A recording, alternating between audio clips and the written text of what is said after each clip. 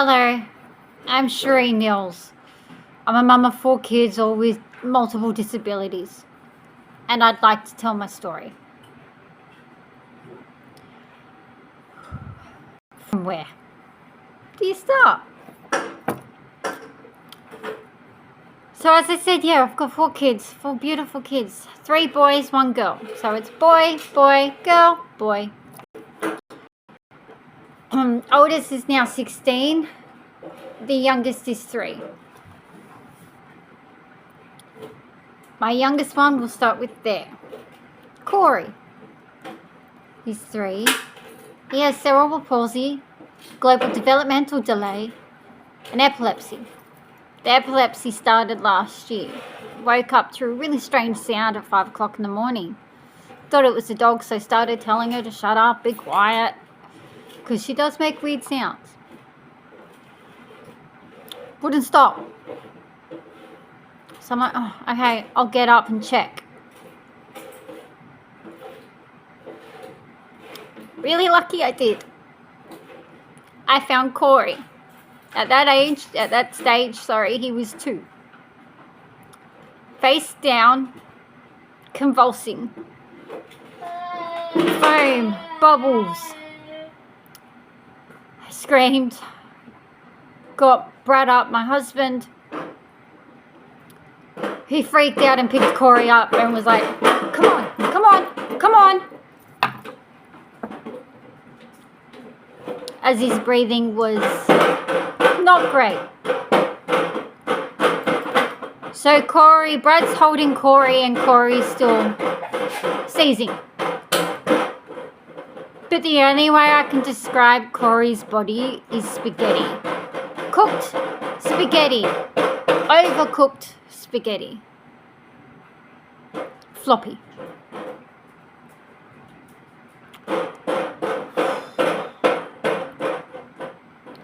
So, luckily, the ambulance was here within seconds. Seconds that felt like minutes. And minutes that felt like hours. So, Corey's seizure, the first one, from the moment we woke up. Luckily, for some reason, I just automatically went into, we need to time it. It's 5 minutes. But he still had twitches afterwards. And was out of it all day. We got up to Nepean Hospital.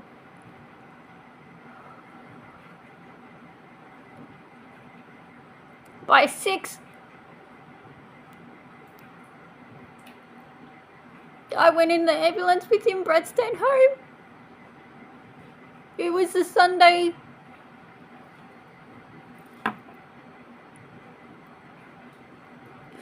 We were rushed straight in, straight away. He was put on oxygen because his breathing hadn't come back to normal.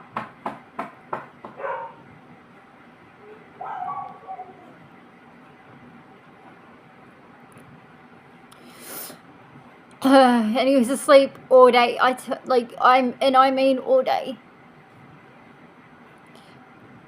That night, one of the moments that he was awake,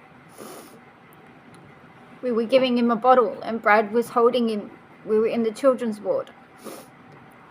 Brad was holding him in his arms, laying on the bed. And at 6:30 that night, another one. So in a space of 24 hours, Brad felt him have seizures.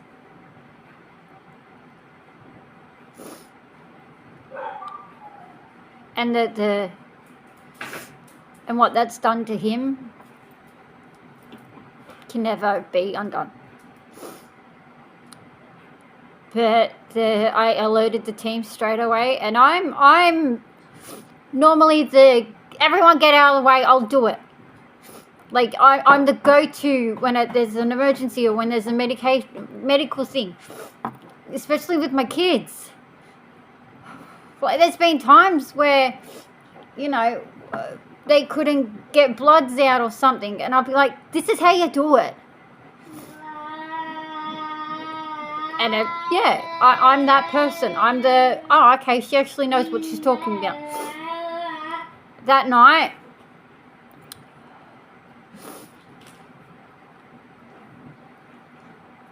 I froze. And I don't freeze, but I froze. And they told me to take a video. Hey, Mum, I know this is really hard, but I need you to record this. I need you to record this because some people aren't going to believe you, especially your doctors. So I need you to record this. So I did.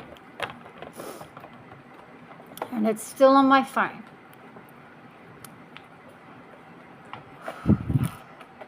We stay in Nepean. I think we come home Wednesday morning. And he's been on meds ever since. No, not ever since. Yeah, he's been on meds since. I don't know if it was since that appointment or since the pediatrician appointment, which is a couple of days after. Well, the pediatrician appointment was the Friday morning of the same week. I get a phone call from Connor's school, my oldest, who's 16. I don't mean to scare you, but I need you to get to school straight away. Connor's having a seizure. Connor's never had one in his life. And now all of a sudden,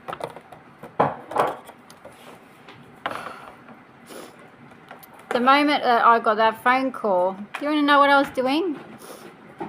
I was sitting in my car next to Brad's car at the local Woolworths car park because Brad was having a panic attack.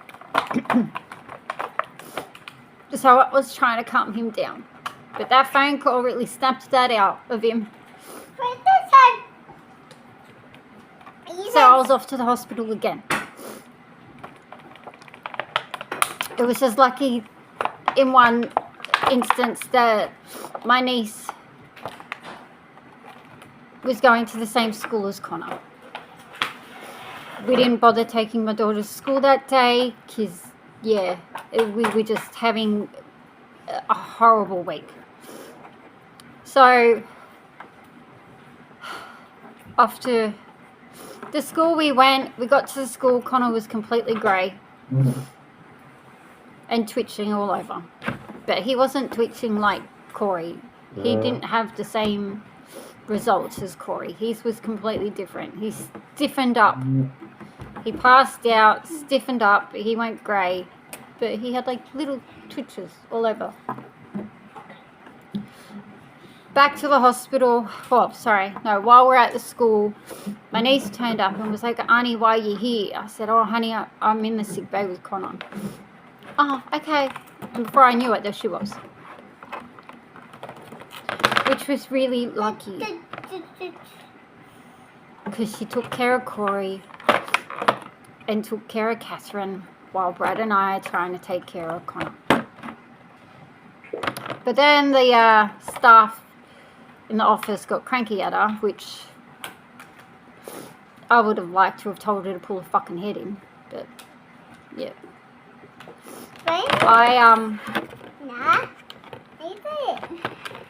I was really, really appreciative of that.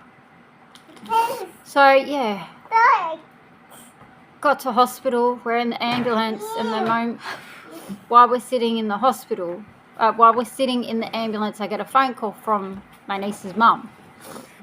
And she's actually up at Nepean Hospital with her sister for an appointment. And we finally get up to Nepean Hospital. A lady comes out and says, oh, your sister's sitting in the waiting room. Once you get out of the ambulance bay area, we'll bring her in. So that's what happened. As soon as we started walking, they let her in.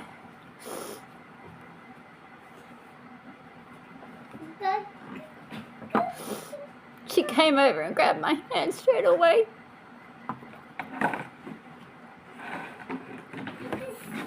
And it was a comfort that I needed. And it's a comfort that I will always love.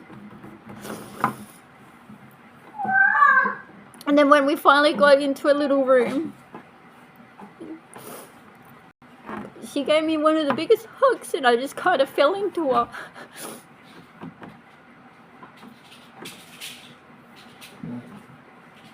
And I will always, and I mean always, love her for that.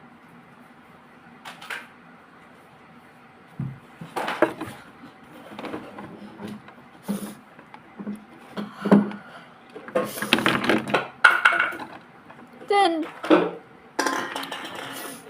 we come home really late at night, that night. Sorry, I have jumped. So yeah, we hang around the hospital for a bit, well, majority of the day. And the thing is, Corey had his pediatrician appointment, his emergency one, on that day at 2. And I was thinking, Brad can't do this alone. He can't go to that appointment by himself. There's no way he can.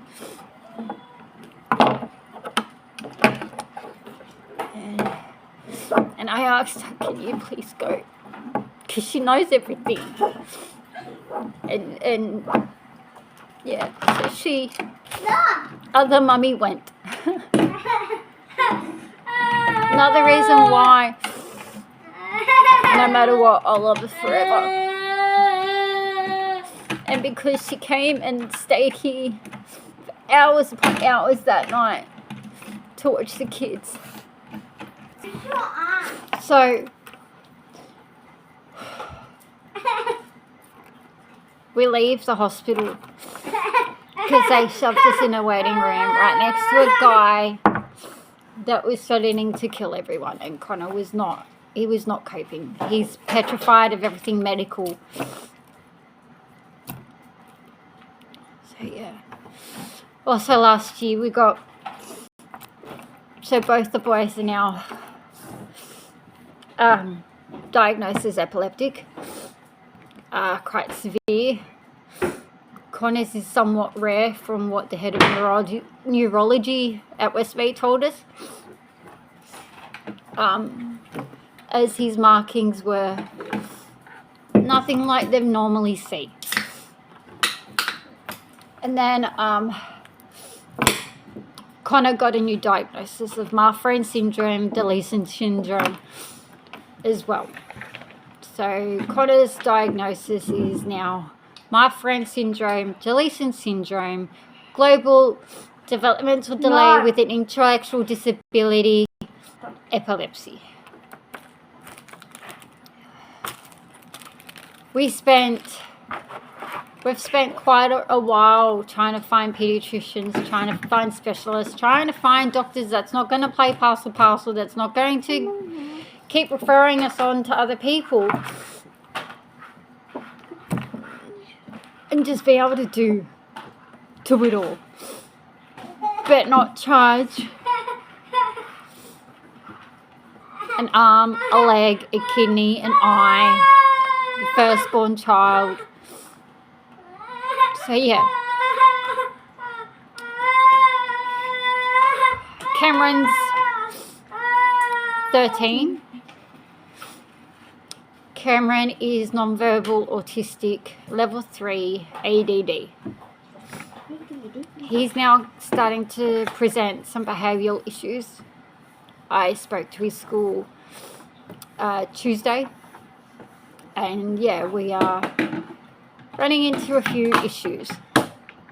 Still the greatest, sweetest, loving little boy, but we're having some behavioural issues as well. And then there's my daughter, Catherine, who we've been trying to find the pediatrician to suit.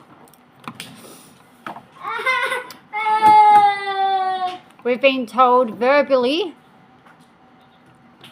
that she's autistic, dyslexia, emotional function disorder, ADHD, anxiety disorder, ODD, and I think there's one more, but my brain's kaput.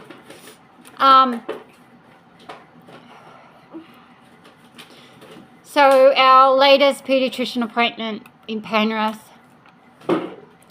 they want us to get at least 5 to 6 assessments done on Catherine. Oh, okay. You can't just diagnose her with everything that you're saying now. No. We can't do that. It's too complex. I need those assessments. My thinking was, no, okay, well, let's, diagnose today. Let's start the paperwork for NDIS. Let's get on to the NDIS, and then we can get those assessments covered, hopefully. Because, NDIS don't always say yes.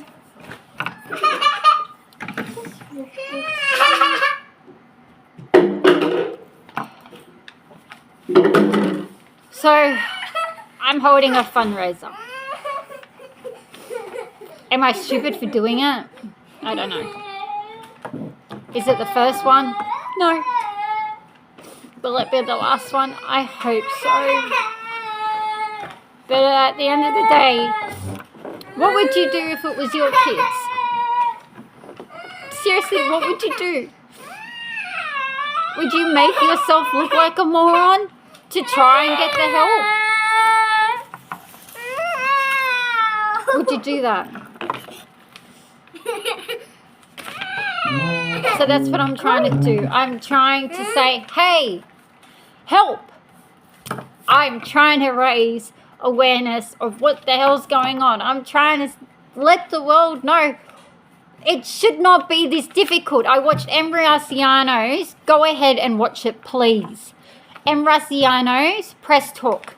She says at the end, you should not have to, and I mean you should not have to, make your kid be on the verge of a meltdown so they understand and believe everything you've been telling them. It's unfair. But I am trying to hold a fundraiser. You can find it on Facebook. You can follow us on Instagram. It's called My Kids Story. We're on Eventbrite. We are also on What's on Sydney as well.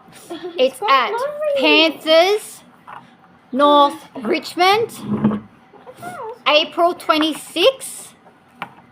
Please come along. I've spoken to the kids. If they want to shave my head, okay. If they want to cut my hair, okay. If they want to colour it, okay.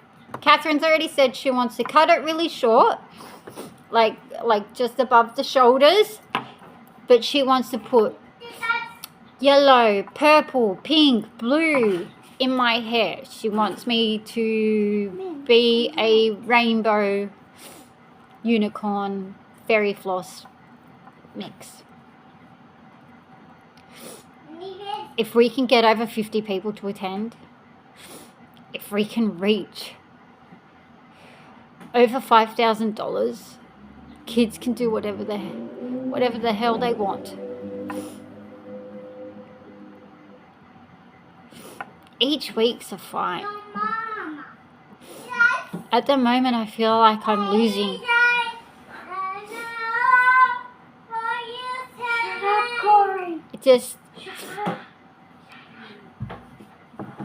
I want to know that people care. And I know they say it takes a village. But some days it feels like my village is dead. And my village is me. Am I too hard on myself at times? Yes, I am. A lot. But again, what would you do if they were your kids? If it was your family? Would you stand on top of Everest and scream for the world to hear you?